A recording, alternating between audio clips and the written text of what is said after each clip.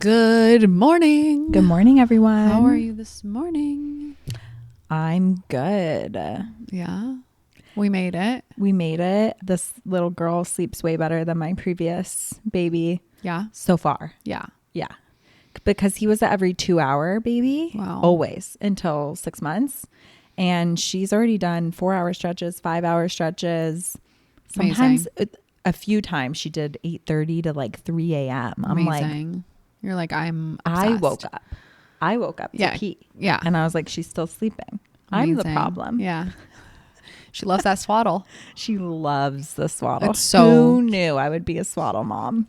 Who knew? You're like, I don't believe in him. Now I respect the swaddle. Totally. I respect. I know. It's like how you were saying, like you throw spaghetti at the wall and see what sticks. I do some funny things though. If it's past 3 a.m., I take her out of it Yeah. and we snuggle the rest of the morning because I'm like, I don't want her in it all the time. Yeah, sure. And in the day, she's always on me. Yeah, but totally. we'll see. I'm hoping then it's not as big of an adjustment to get her out of it. That's my hope. Yeah. Is that I don't have her in it all the time. Totally. Yeah, she's used to being out of it. Yeah. And use the tools available to you for the hours that matter. And then otherwise it's Yes. I firmly believe in that. Yeah. So I went to a Padres game the other day. Yeah, Taylor's you always did. stalking me and she's like, why are you at Petco Park? You're busy lately. People invite me to things. Yeah, you're living your life. She was like, I just went to a Padres game. And then the next day she's like, I went to a facial. I'm going to a poolside lunch. Yeah. It's like, God, I really have to do some fun things. It's really hard because like you and I are always in opposite phases. I know. When I was in the trenches and breastfeeding, you were like cute and fun and had one kid. Yes, I was like going and you to were like, Encinitas Street Fair. yeah. And I was like, and then... Totally. And you're all fit and stuff. And literally when I look back at our first episodes, I'm like, oh, whoa, I was not thriving. I hope I look back like back that then. in 6 months. Like, whoa. Yeah, you will. This Yeah. is a message to anyone who's postpartum. Don't weigh yourself. No. Ever. I weighed myself and it was a huge mistake because I was feeling pretty good. Yeah. And so I was like, oh, of course I've lost a lot of weight in the last month. I lost 0 pounds.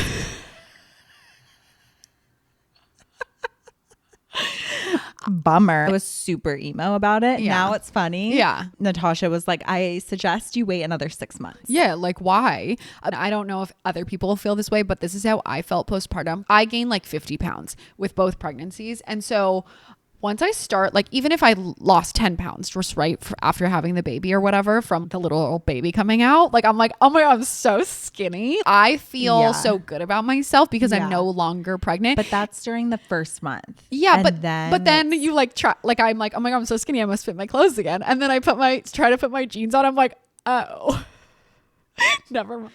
No. Yeah, weighing yourself though is like not it. Big mistake. I just feel like you have to get to at least the 6 month mark before you even start thinking about that stuff because you're still like so in it. It just like, I'm wedding dress shopping.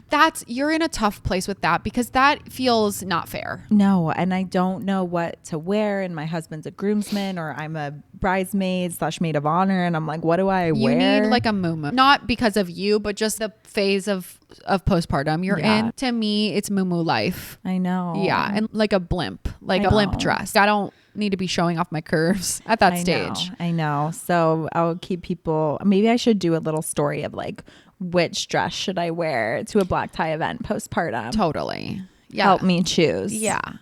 It's tough. You need sweaty, like I'm leaking. I'm sweaty, leaking, and also the least forgiving fabric to exist is silk or satin. Yes. Like it shows it doesn't matter if you're a supermodel. I can see every literal piece of flesh underneath that. brutal, man. Stuff out there for the girlies. Yeah. But it's all a phase. And I do think that you look back on it and you're like, oh, that was just a blip of time. Yeah. But when you're in it, you're like, oh. Yeah. And I don't know if anyone else feels this way, but this is a hot take. I love it. Taylor has the most hot takes, I would say. Hot take. Postpartum round 2 is easier mentally and harder physically. Oh. Because you get out there in the world sooner with your toddler and your family, and you're doing things. You can't hide in a cave and watch Game of Thrones on your TV. Sure. And I just feel more exposed Yeah. to the elements. And I'm in a lot more like photos and events and things. And I just don't look the way I want to yet. Sure. And it's been harder for me. Yeah, because you're like, I am forced to be out. Yes. And like, I don't really want to be seen yet. Yes. You're still sort of in that like my baby phase. You know what I mean? Like the cocoon phase. But like, because you have older kid or kids or whatever, you have to go out into the world. And you're like, can people not look at me? That's how I always felt. Stop looking at me. You know what? I also feel like you're more expected to be out in the world because it's the second time. It's supposed to be easier. Get out there. The expectations, the second pregnancy, the second postpartum, and I'm sure for subsequent pregnancies. I mean, I even feel this way when people have their third or fourth kid, like my friends. I'm like, oh, she's got it. You know, people just check on you less and they expect more of you because I feel a little more pressure to say yes to like all the social events. Yeah.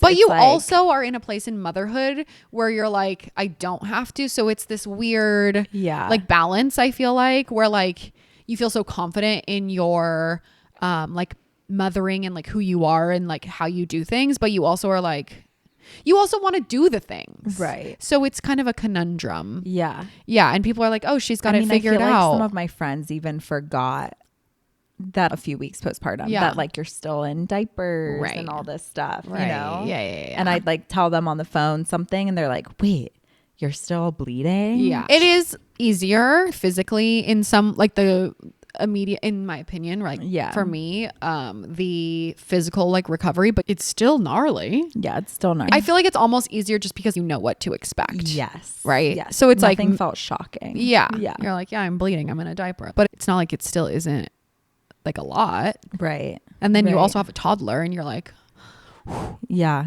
agree.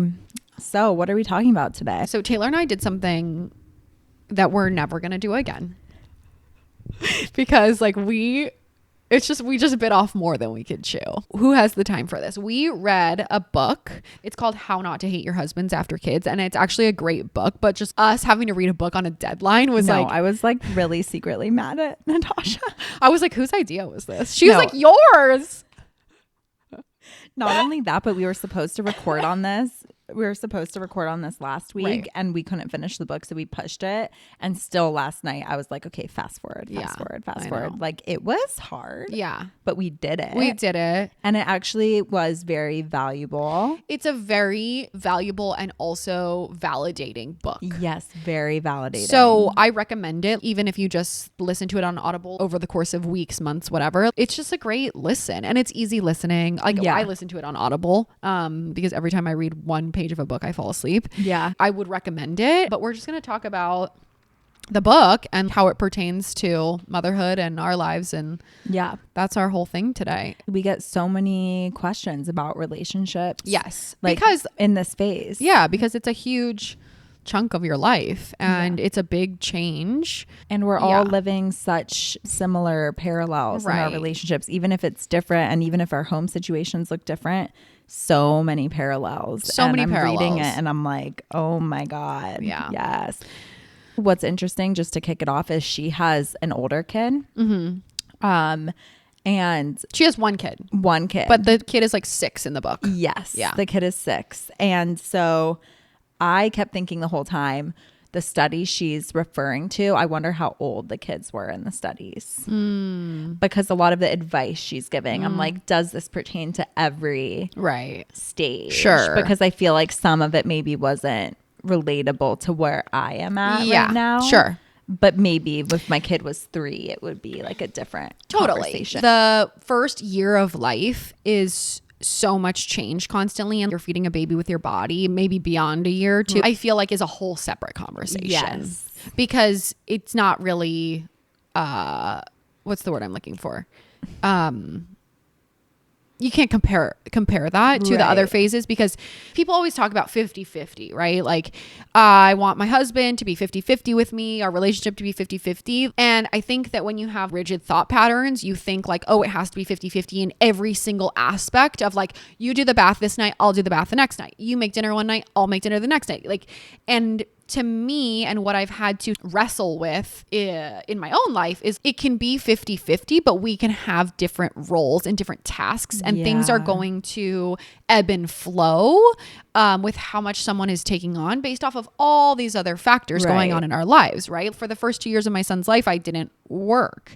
And so of course I'm going to take on more of the other things, and I like to cook. So like I took on that task because like that's something that I enjoy. Right. My husband likes to do other things, and so he can take on other tasks, right? I also like this book because some of the advice that she was talking about was like, you don't have to force your partner to do things that they don't like to do. Of course, some things just have to get done. And like, not everything is like, I like doing this, right? That's not realistic. But also there's a list of things that we have to get done. We are partners, and let's look at them and divvy them up and see what's fair. And I liked how much she used the word fair because everyone's fighting for resources, fighting for sleep, fighting for alone time, fighting for relationship time together, fighting for time to get their work done, right? And so there's limited resources, and sitting down and making a list and looking at all of the things that have to get done throughout the week. Work, these are my hours. These are the things I have to get done outside of work. These are the things that are important to me. I need to work out. I need to do XYZ. Sitting down and having a brain dump of all of the things that need to get done, all the things that you would like to do, all the priorities for the family, all the priorities individually, all the priorities for the marriage.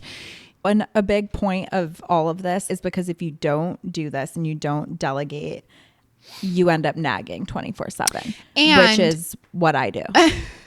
Every day, even this morning, I'm like, the trash is full. Yeah. Can you clean up this bathroom? Can you do this? Yeah. What I've noticed is when we have a set thing, for example, every Thursday, my husband takes my son to swim practice and they hang out at the pool for an hour, and then they go to Belmont Park. Cute. And they do the merry-go-round and all this stuff. Cute. And so like I expect every week for that amount of time, I'm like working on the podcast or doing whatever. Right. And I have noticed like on Thursdays, which is that day, we don't fight because we just kind of know the expectations. He comes home from work early, helps out, and then takes my son.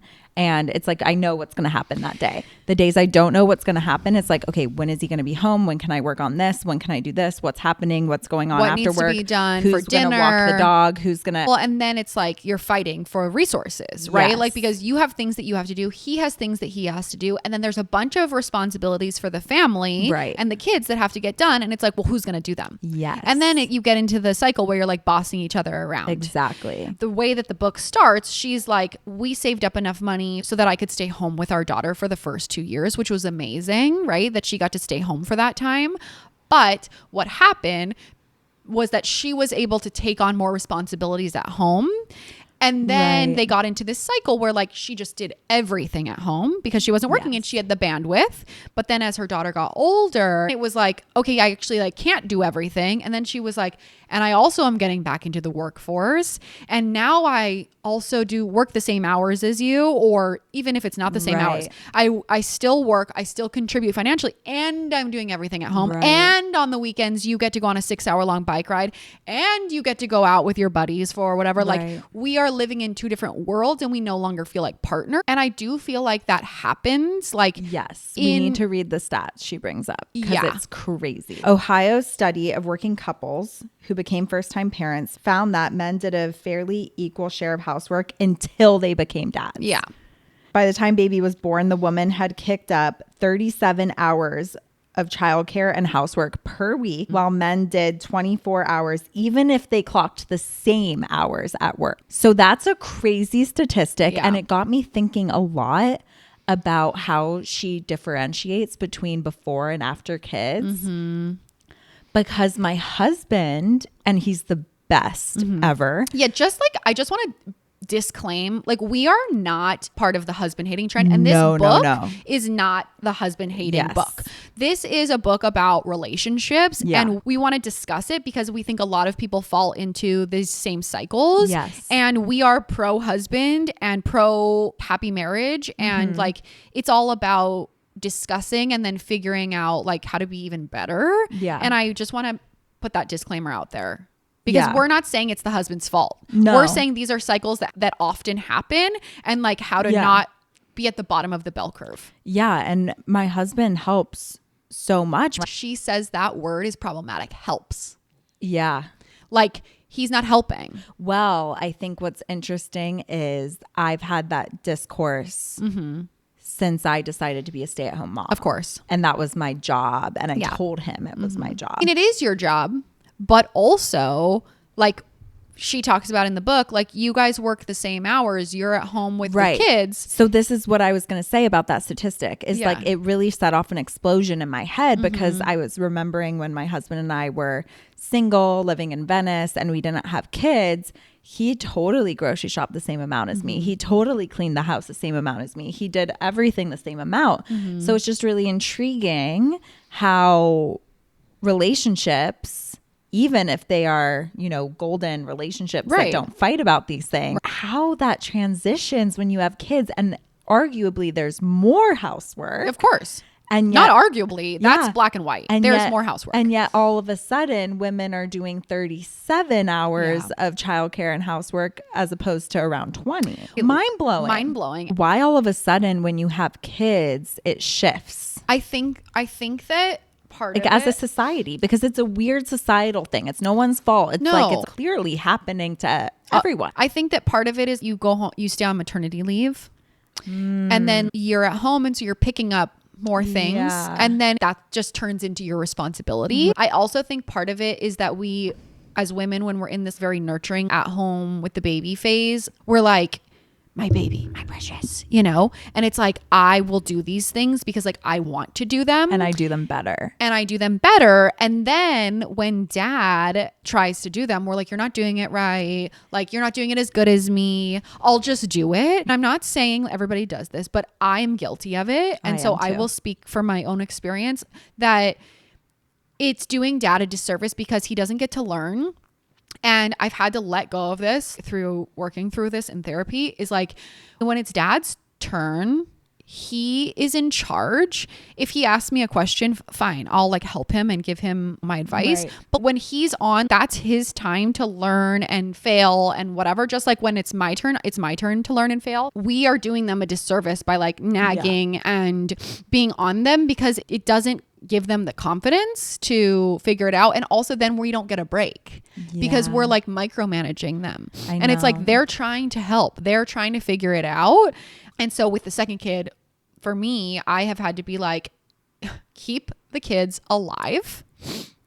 The house is not burnt down. The dog is still in the fence. When it's your time, when you're in charge, none of my business. Yeah. You know? And I've had to let go of that like rigidity and that want for control because he's the dad. It's their kids too. And also I've found the more I let go, the more I realize there's so much value in the way that we do things differently. Totally. And like there's so much value that my husband brings to doing things than they wouldn't be getting if I was doing. And I think about this with childcare too, right? Because people don't always do things the way you would do them, but there's so much value in the kids being exposed to different people and the way that the world works in different ways. Agree. And I think that that's really valuable. Like grandparents, preschool teachers, like babysitters, whatever. So, well, I kept thinking about that. It's like a theme in this book is a lot of the issues she talks about that everyone's experiencing. My hot take is it's all due to the nuclear family model. Totally. It all comes back to the fact that we aren't meant to be doing this in close quarters, in a small house, with multiple babies, with no help, with no other experience. My son's at SeaWorld right now with a nanny. Could not be me. Right. I will not be going to places like that. I don't have it in me. It's not the type of person I am. Can we talk I don't want to go see the shark exhibit. Can we talk? I don't. Yeah.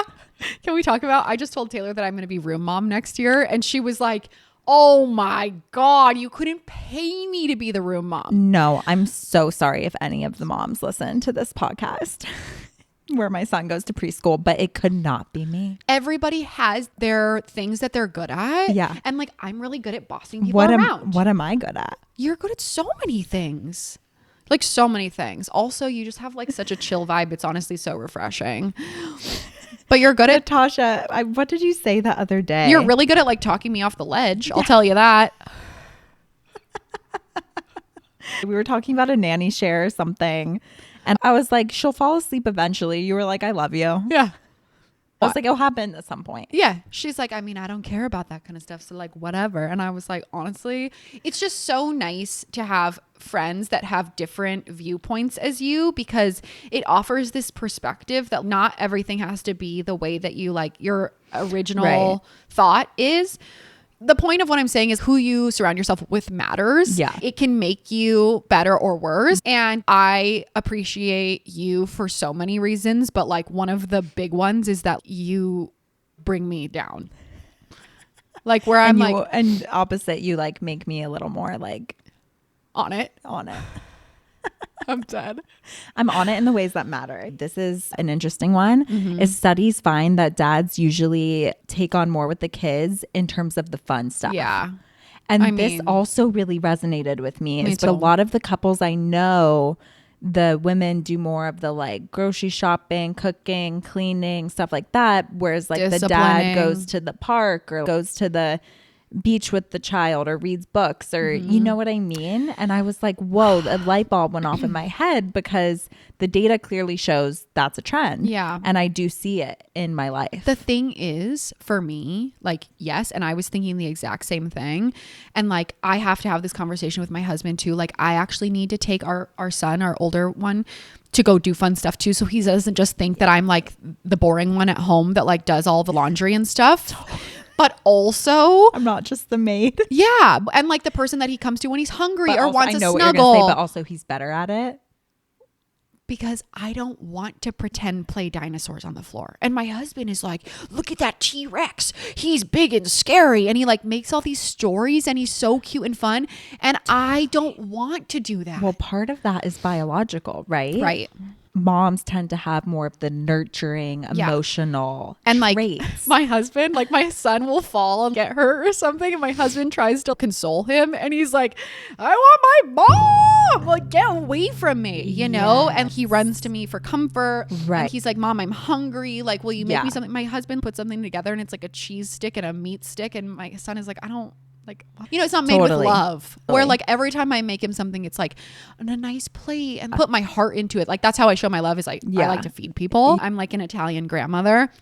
We all have our strengths. It kind of ties into what we were talking about before. Like I want to be the room mom because like I feel like I can do a really good job at it. And also like I want to feed people and like show people. Like that's how I like am going to contribute. Something I also resonated with in the book was the mom was talking about how she makes homemade cupcakes for the class and like frosts them and makes homemade sprinkles and like wraps them up in cellophane and makes them look all cute. And she's like, who is that for? Is it for me? She's like, no. Is it for my daughter? No. She's like, it's so the other moms like think I'm a good mom, or the teachers think I'm really good. Yeah. And then she's like, when my husband has my daughter, they go do things that he likes to do, and like biking or like other activities that he wants to do. And she's like, well, why don't I do that? I don't need to spend my time with my daughter doing things that like I don't even want to do that are for other people's approval. The husband was, when they brought it up and they were talking about it together, the husband was like, yeah, because then I have my little buddy and she has the same interests as me and it's fun. And then I get to do something that I want to do. And I also get to see the excitement of the activity through her eyes. And that makes me happy and want to do it more too. Right. And I was like, I need a hobby. Yeah. For my husband, it's the swimming. Yeah. So he's obsessed with swimming. Yeah. He's already talked to multiple high school coaches about water polo. My 2-year-old has been discussed to high school water polo coaches. I mean, he must be really buoyant. They call him a prodigy at the pool. I'm not kidding. They're like, oh, it's the 2-year-old prodigy. He like goes from the bottom to the top. Stop. Already. He can swim? No, he can't swim, but he can float up and go on his back and pretend to swim. Okay. Yeah. Well, I mean, that's like he's survival comfortable skills in the water. Survival skills. Yeah. Yeah. Yeah. Wow. My husband's really proud of it. Anyway, he should be. He has a lot of fun doing that with him, and that's like their thing together. They come back, have so many stories to tell. And this book just made me realize I want that, and I want to find my thing with my son. Yeah. So I'm not looked at as the cleaner. I know. Which I know I'm not. I know I'm so much more than that. Sometimes I think about these things and I'm like, God, all I do is stuff around the house. But then I think about like all of the stuff my husband does. And I'm like, he does a lot of stuff around here too. And also he prioritizes the time where like him and my son get to do fun things too. Whenever I'm with the kids, I'm like, oh, this is my opportunity to like throw laundry in. But like, why don't I like flip the script and be like, this is my opportunity to take them to do something fun that I also like. I don't have to take them to Dino Land. Right. I can take them to do something that I like to do. And then I was like, what do I like to do? I think that's part of the problem. For me, you know my answer. The beach. Right. I want to be in nature. I want to be in the sand. The wine bar?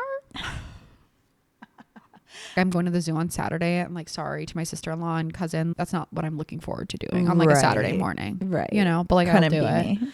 I'll do it Be because my husband. I do like doing things with other moms. I like being social and doing fun things like that. And like the kids love it. So I'm like, fine. Yeah. But is that what I want to do? Like, no. This is something that I actually wanted to bring up. We talk about transitions a lot. And she said that by the time the baby comes, the mom has had a shower. She's been showered with gifts for her and the baby in the nursery. She's joined classes. She's taken birth classes. She's taken newborn care classes, breastfeeding classes. By the time the baby comes, the dad has not had any preparation. Nothing has been about him. Nothing has been for him. There's been no like daddy boot camps, you know, that kind of stuff. There's no like daddy support groups. The transition for dads is like, and like fair enough because biology, right? Mom's breastfeeding, mom's physically changing and emotionally changing, mentally changing. I get it. But I just had never thought about how there's no preparation or support for dads. We know statistically that dads are much more involved than they ever have been before. Maybe dads need a little bit of prep and support and help with the transition. Well, I feel it in my bones, the whole concept that we prep so much for pregnancy and we spend so much on our wedding and so much on all these things. Showers. But like, the biggest dip in the curve of relationships is after a baby, and yet we do no preparation for either party. For relationships, for the relationship stuff. And I thought that as I was reading the book, and that's why I texted Natasha. I was like, this is a really good shower gift, this book, because I think that these are all concepts and ideas that people should come prepared with before having a baby, because you're so sleep deprived. You have no time to see a therapist. You're trying to prioritize things in your relationship and you're trying to learn how to feed a baby, keep them alive. You're learning all these things that you never had to think about before. And you've changed. Like your priorities change overnight, right? And like, not to say you don't figure out your balance, but it's a transition. And I think that we don't talk about the transitions enough because it is ample amount of time. It's not just like, oh, the baby comes and like that's the transition. It's like weeks and weeks and months, like years, right? Postpartum period is 2 years. Like, I just think that we don't talk about that transition. It's a long time and it has effects on you and your relationship. And I think the biggest thing this book gave to me was the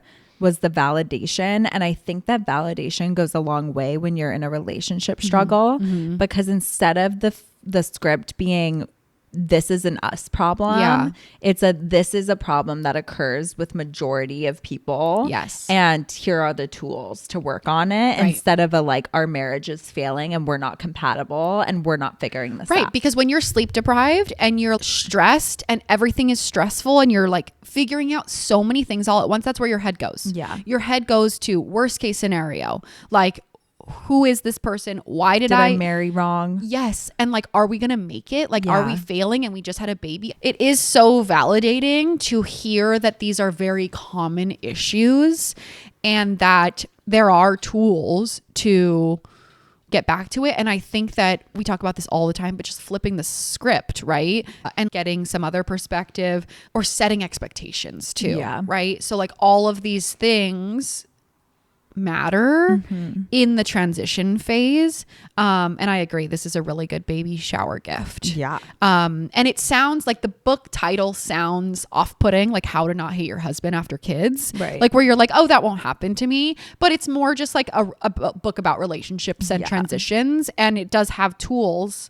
I thought this was an interesting one, that men who are lower earners typically do more stuff around the house than men who are higher earners. Then the wife usually picks up more of the slack around the house. And I don't know how the hours of work, if there's a discrepancy there, or like if it's just more like you make way more money, so like I'm going to pick up the slack in other places if like say the mom isn't providing as much financially, or if you both bring in the same amount of money on the lower side statistically, then you feel like you each have the same stake in things. Right. So I thought that was interesting. Well, too. The money part in general. Yeah. The transition into parenthood, like things change. All of a sudden, it's not just like our money is our money and we get to do fun things. Like all of a sudden now there's a lot of responsibility around money. I recommend that couples talk about money before having kids. And the book recommends it too. Yeah. What do you think about this? She mentions that in the book, she has a friend who every week she has to show her husband receipts of things that she spent money on with the kids. With the kids? Yeah, like anything she did during the week. Look, no judgment, right? Like everybody has to find a system that works for them. That to me just feels like something that comes when there's not enough communication happening up front and enough planning. Enough stress. Enough trust and understanding that there's a system in place. Exactly. So like that feels like a Band-Aid on a problem where like he's like, you're spending too much money. Right. Show me the receipts. Right. Whereas there was a conversation that got missed and there's communication that got missed up front to be like, this is how much money we have every month. Like these are the bills. These are the things that need to get paid for. This is our discretionary income. And these are the places where we can, there's some movement there and some opportunity to like move things around. And I'm not like a financial guru, but to me that feels demeaning. Yeah, I agree. And I don't think that builds mutual respect in a relationship. A big theme in the book is feeling like partners and not like it's you against me. Yes. Like she talks about how after they go to therapy, it's like we are partners and there is shared responsibility here. And if you go into it with the mindset that it's not just fighting each other for resources, whether that be money or time or housework, then all of a sudden you're like, okay, it just brings the temperature down. These are the things that have to get done. These are the things that we have to pay for. Right. How do we figure that out? Who's going to do this? Who's going to pay the bills? Who's going to take her to soccer practice? She talks a lot about how fighting and language and all of these different things that come with relationships, how they impact the children. Mm-hmm. And that was really interesting to me. Right. Even when babies are asleep, their brainwaves react to angry voices. And I found that really interesting. And she words it in a really good way because it's not about placing guilt. Right. I was just going to say, great. One more thing to worry about. Right. Yeah. But it just, to me, it was more like, oh, we really are a family and like a unit. And my baby isn't just a blob. Right. That's sitting there and not taking in things. Like energy. And to me, it was such a big motivator to be like, the way I speak to my husband matters because it matters. Yeah, it matters. It matters. Well, he deserves respect. They go to couples therapy and the therapist, tells them each what's going on with their type of communication and what's going on in the marriage and basically diagnoses them with all of these different things. But he's like, you're verbally abusive. And she's like, well, no, I just like fly off the handle because I'm like mad about his behavior. And he's like, yeah, you're verbally abusive. Right. She calls him names and stuff, which like, if you go to therapy, you'll learn that you can never call people names. That's just like a no.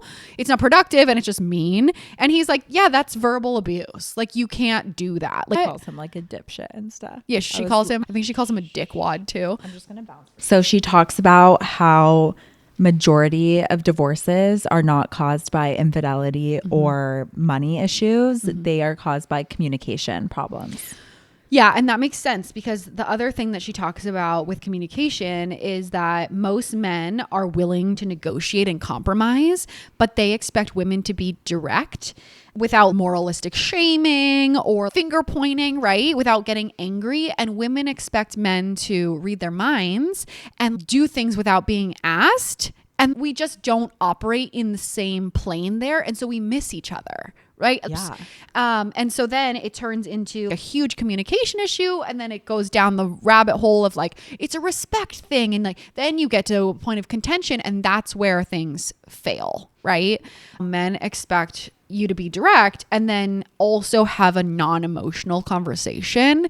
And I think a lot of times, and I've done this, we get to a point where we're fed up, and then it's like this big emotional outburst, and then men get defensive and they don't hear you because they're like, you're being crazy. Yeah. Why are you so mad? Right. And it's like, well, I have been expecting you to just figure it out, and you don't. And I think that's not intentional on either part, Right. but we're missing each other like two ships in the night. Couples are more likely to report that they are happy in their marriage if they discuss finances at least one time a week. That makes sense. I used to give my husband so much crap for this like really annoying financial spreadsheet that he makes me check in on every week in terms of like, where are we with our spending? And it's not patronizing. It's very collaborative. Yeah. And I've always just been like, ugh, why do we have to do this? Yeah. And now I'm like, wow, we never fight about finances. Yeah.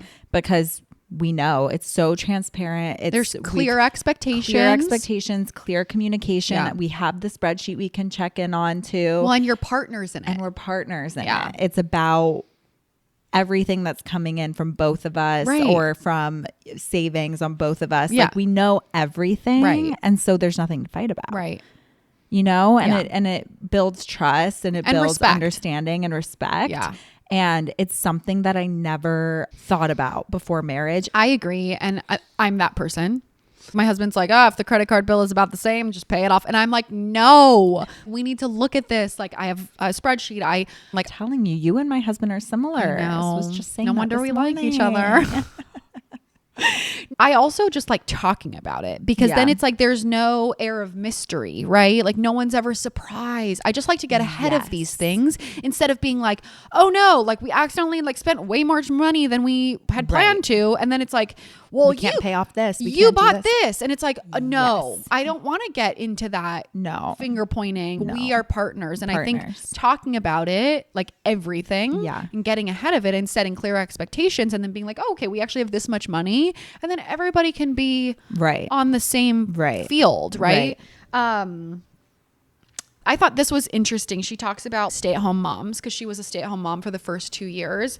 And I think that a lot of stay-at-home moms, and I've been there too, especially when I was like the first time, right? Like you're just figuring it out. And so is your husband. Like you don't know what you're doing. Like you're figuring it out on the job. But she says, if you're a stay-at-home mom, say it out loud. Inform your husband. You work the same hours during the day that he does.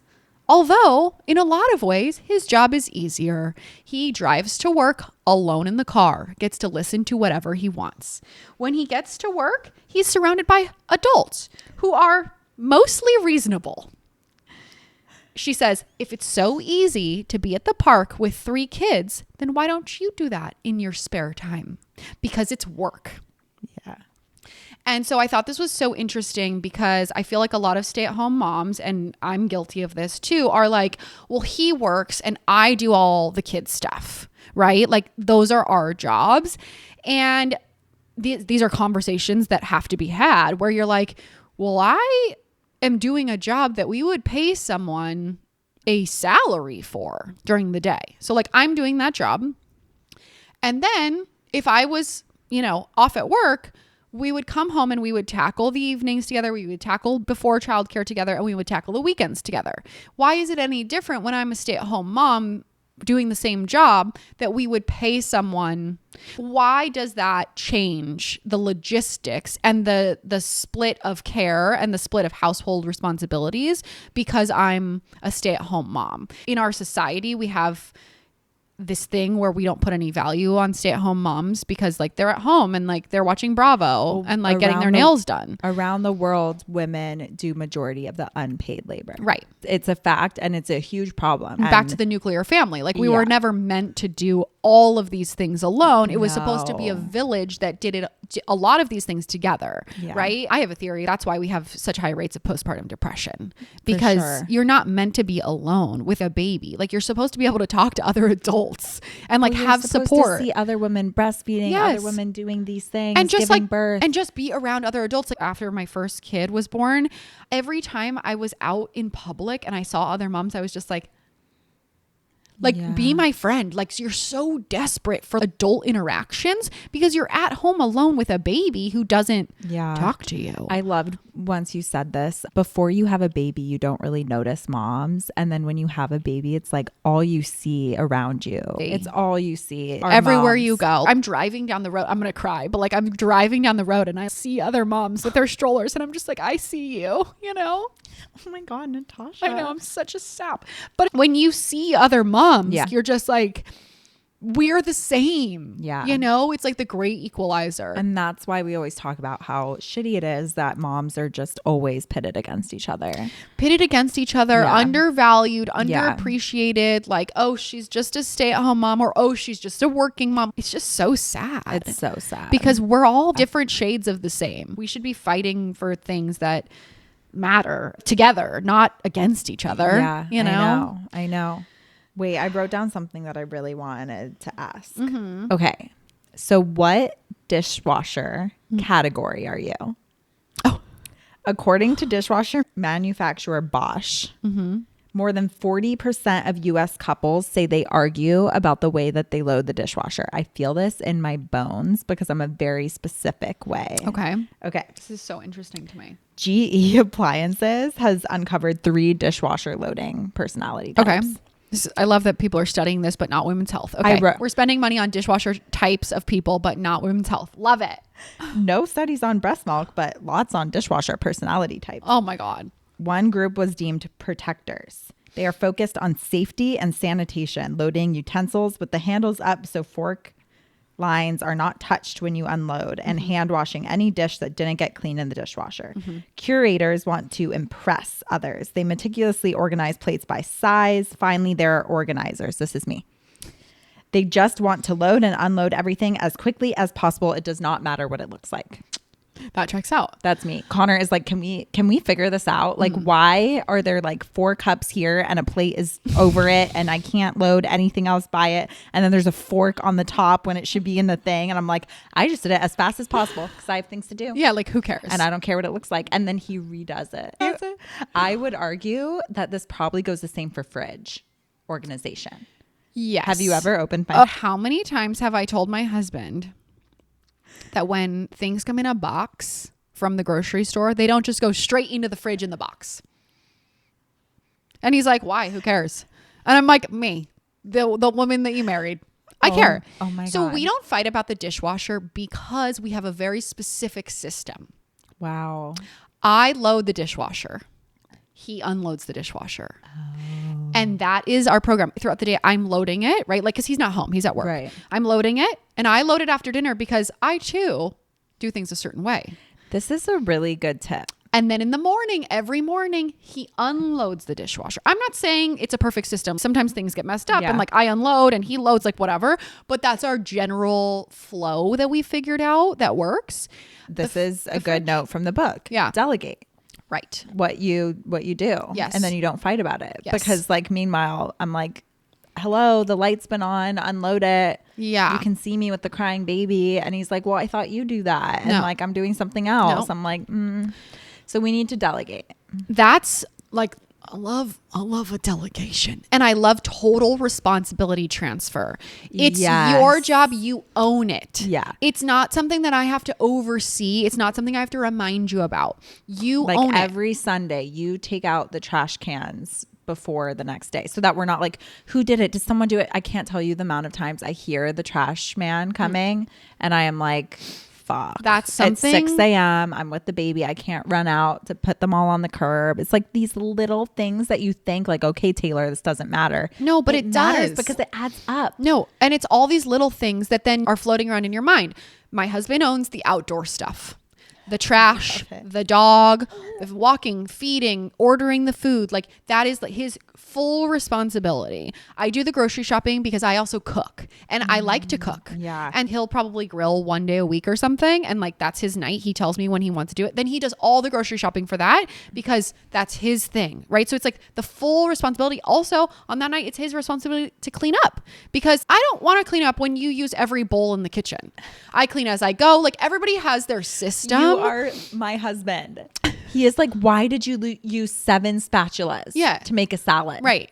I'm like, because I couldn't find that one. And then I went to the bathroom and then I lost this one and I put it here. He's like, you are unhinged. Oh my God. See, but like, that's fine. But you own the cleanup. Yeah. So like, that's on you. Yeah. And like, I don't care when you do it, just get it done. Right. And it's not my job to police you and it's not your job to police me. Right. I am very rigid about those sorts of things. I love it. No policing. We have rules. Don't police me. Yeah. 2, it's your job. You do it whenever you want to do it. But don't come to me when you forgot to order the dog food. That's your job. I love it. Do you want to talk about weekends?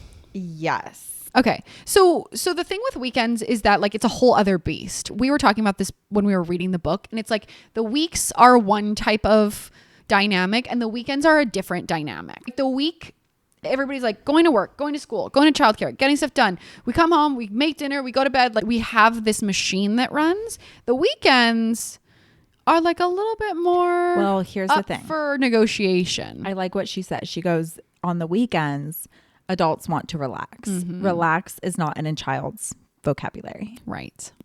So it just becomes this, and this is why my answer is always the beach, because the kids can run amok while I lay down and tan. Totally. So you have to find things that work for you. I am very afraid of the days that are coming where it becomes they need a play date, they need a sports thing, they need this, they need this, because I don't like to be booked. Right. And if I am booked, it's because it's like hanging out at a house or going to the beach. It's not like I need to be at this birthday party and this sports event and sit in a hot soccer field. I am going to be having tough times ahead. Can we just talk about birthday party culture real quick? Because my son's 4.5. I'm sorry if anyone that I know listens to our podcast, but like I say no to most birthday parties. Yeah. The presents. I mean, I have to have a full-time job just to pay for the presents that I buy every single weekend for these kids. It's insane. Maybe I'm cheap, but cannot be spending $50, $80 every weekend for a different birthday party. Like, it's not because I don't love your kid. It's just because like, who can afford that? It's every weekend. It's unhit. I will say, now that my son's older, and you might get to this point, you might not, I do love doing the sports stuff. And I didn't think I would, because I was like you, I don't want to commit to like going to T-ball every Saturday, but it is so cute. It's so fun. I am sad it's over. We just had our last game and I love it. You're going to be like my mom, who was like a coach. No, I'm not, because I'm just like not a sports girly. You guys want to hear how crazy my mom is? Yeah. She was my paddling coach, my soccer coach, always room mom, always. Yeah. She was a substitute teacher at my elementary school Cute. for every subject. Oh my God. And she was also the librarian. Wow. Oh, she's so involved. She was around. Yeah.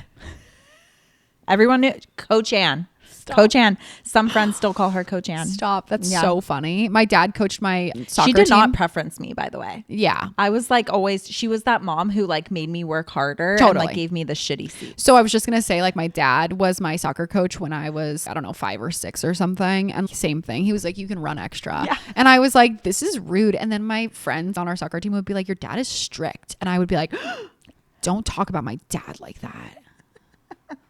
No, but I think that's so funny. So yeah, the weekend thing is a different story. You have to have a conversation about them, because like you are not two single people anymore. Yeah. You have different expectations. I loved the family meeting advice about the weekend. So before the weekend happens, everyone gets to write down a few things that they absolutely want to do. Yeah. And then you navigate how you're going to make it work. Right. And in my head as a typey person, I was reading this whole book and I was like mentally exhausted. Yeah. Like, oh my God. You're like, this is a type A person's book. This is so much I have to think about, blah, blah, blah, blah, blah. And it really got me thinking about how, I'm going to say it again, this is a nuclear family issue. Yeah. Weekends are supposed to be like, no one has work. We should all want to be with our kids. Yeah. We should want to be with each other. And have fun together. And have fun together. We shouldn't be fighting over who gets more hours with their kid. Or like alone.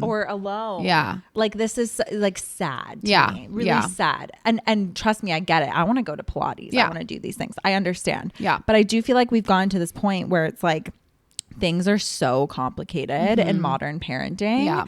And it makes me sad that we're fighting about these. It's because the limited resources thing. We go to work for 10 hours with commuting and stuff a day. Yeah. And so when the weekend comes, it's like, God, I need a second. I agree with you. Being with your kid feels like being on because there's no support. Yeah, of course. Of people doing it with you. It's nice to go to another family's house and do it together. Yes. And you feel like this sense of relief because the kids are playing together and they're so happy to play with other people's toys.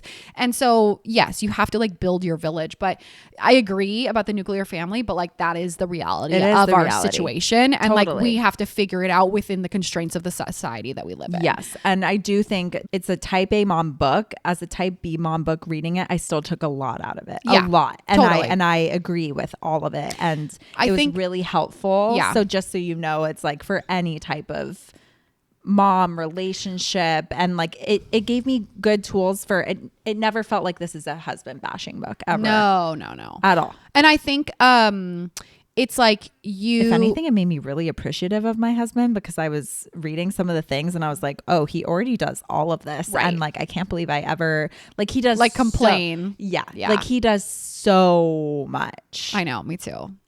And I'm like, and is so present and wants to be present and but that's because you know what? I knew that going in. Well, that's the thing too, is like there's so much husband hate on the internet and people are talking about like be a family man to us too. Oh yeah. Oh my God. It's so funny. People think we like hate our husbands. I'm like, oh my God, we're actually so obsessed with them. They're great. Well, and also like I've never once said one bad thing about my husband on the internet. And I would never, you know what I mean? Like even if I had something bad to say, like, sorry, I'm not sharing that. Oh my God. I just released a video on our social about me talking about how my sleep is so difficult. Oh, I know.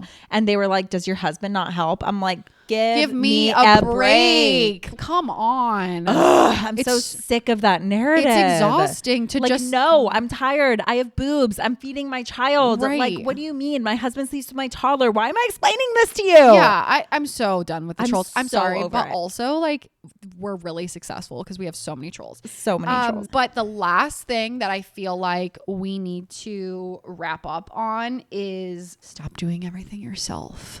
Yeah, stop doing everything yourself. I highly recommend this book, and I'm actually going to make my husband read it because I think it's very good perspective as a general family unit, and it has tools for everyone, male, female. Like it's not. Agree. Even though it's called How Not to Hate Your Husband, I do think it's just like I sent my husband a few screenshots. Did you? Yeah. Because I told him recently I was sad I didn't get a card for Mother's Day. Right. And she has in there a therapist tells the dad the biggest investment for the lowest amount of energy you could ever give a partner is a card. Oh. Because you're sitting down, you're giving your time and you're writing something and it's coming from your heart and it's the biggest return on investment you could ever do. And I screenshot it and I was like, this is all I ever want from you. Yeah. And he was like, you're so right. We have to communicate things. Agree. Because no one is going to read your mind. Yes. I have a bad habit of doing that. I'm working on it in therapy. Totally. You think that you communicate and then there's the way that your partner communicates, and sometimes you just miss each other. When you have kids, things are up at a higher level of stress. Yeah. And so you just feel more like, oh, like why don't you get it? For all our pregnant girlies, read this book. Totally. Really helpful. Really helpful. And talk about how like husbands usually don't get preparation. Like they should read it. 110%. Yeah. And the other thing, because you were saying like type B girly reading this type A book, I do think that like, and we say this all the time, take the stuff that works for you. Yeah. And then get rid of the rest. Like, then feel like a chore. No, and like it shouldn't be like so regimented. Like it's good to have these conversations and check-ins, even if it's quarterly. Totally. And be like, every new season we talk about these things and reset, because there's a lot of change happening too. We're not sponsored by this book. We just thought that this would be a fun idea. Let us know if you liked it. I wrote this down because I liked the wording. She said, treat your household as a well-oiled machine that needs and deserves maintenance. And that applies to your relationship, your household. So like a lot of times things just like you're just going. But if you sit down and reflect and think about all of your household and your relationship, all of the needs, and put effort into it, it's going to pay off, because one day it's just going to be you two again when your kids are out of the house. Right. And if you don't invest in your relationship now, you're going to be strangers. I did book a date night after reading the book. Yeah. My Have to husband be- and I are really bad at that. Yeah. And it doesn't have to be a date night, but just like, Well, we're bringing her, yeah. Right. but we're leaving the toddler. Yeah. And like, to me, that's what works for me. Sometimes we just set a date night at home, I know. you yeah. know, Yeah. after the kids go to bed. It also talks about physical touch that isn't sexual. Right. And I really liked that part. Me So there's a too. lot to discuss. Like we about the didn't book. get everything in this episode. Like yeah. like even this morning, I just gave my husband a hug and was No. like, oh, I and he was know. like, what did I deserve? Like, I'm like, oh, I don't hug you enough. I do that too sometimes. And then he's like, okay, like this is weird now. You know, because I'm just like not really a hugger. Totally. And he's like, why are you doing this to me? And I'm just like, I feel like I should. Dead. But it is nice. Like, it is nice when you do even it. a pat on the back. She talks about a pat on the back. Right. Like anything. Smack on the ass. Yeah. A kiss on the cheek. No, Totally. it really matters. Yeah, it does matter. So anyways, highly recommend the book, and we learned a lot. Yeah, we did learn a lot. Moving on to mom talk. We got this one yesterday. Natasha doesn't know what it is, but I do. And I already know your answer. Okay, here we go. Hey y'all. So I wanted to know how y'all feel about first birthdays. So long story short, my husband and I hosted Christmas when I was around 4 weeks pregnant, and it was a lot for me. And we actually talked about not hosting again after that. But my 9-month-old first birthday is coming up, and my husband wants to stick to that promise about not hosting. But I want to do a barbecue at our house. I know he's just looking out for me. With my family, there's not much help with planning. There's not any help with planning things. So I would be doing everything. But I feel like I regret not doing something for his first birthday. So I want to know what you guys feel about them. Are they super important? I know that it's more for us than for the baby, but I don't know. I want to look back on it and not regret anything. Thank you.